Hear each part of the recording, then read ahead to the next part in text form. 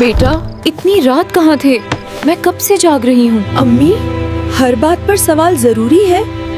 मुझे लगता है मैं सबसे ज्यादा समझदार हूँ। मुझे किसी की नसीहत की जरूरत नहीं। बेटा, हम सिर्फ तुम्हारा भला चाहते हैं। ये कहानी है एक ऐसे बेटे की जो अपने वालिदीन की कदर न कर सका। अली एक समझदार लड़का था, मगर जिद और इना ने उसकी आंखों पर पर्दा डाल दिया। मैं समझदार हूँ, मुझे किसी के मशवरे की जरूरत नहीं। मैं खुद ही सब संभाल लूंगा। घर सादा था, मगर मेरी दुआ हमेशा तुम्हारे साथ है बेटा। वालिद की बातों में तजर्बा था और माँ की दुआओं में खुलूस, मगर अली को यह सब बोझ लगने लगा। वो खुद को सबसे ज्यादा अक्लमंद समझता था। आहिस्ता आहिस्ता उसने वालिदीन की बात सुनना छोड़ दी। मैं ज्यादा समझदार हूँ, मुझे किसी की नसीहत की जरूरत नहीं। बेटा, हम सिर्फ तुम्हारा भला चाहते हैं। और दोस्तों की महफिल को सब कुछ समझ लिया। रात देर से घर आना और माँ के सवालों पर झंझला जाना उसकी आदत बन गया।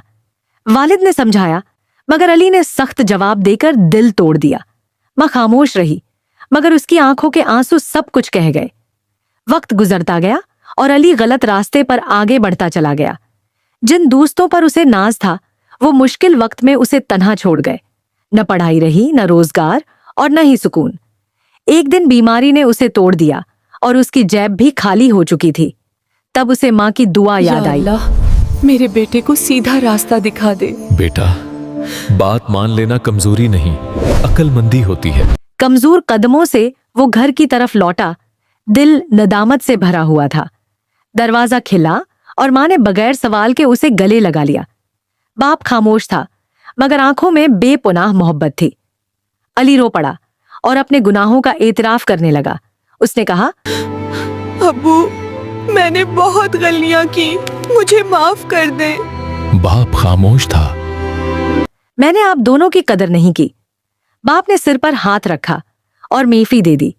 इसी दिन अली ने वादा किया, आज के बाद मेरी जिंदगी का मकसद आप दोनों की खिदमत है। मैंने सीख लिया है कि वालिदैन की नाराजी सिर्फ नुकसान देती है। बेटा, गलती समझ लेना ही अक्लमंदी है।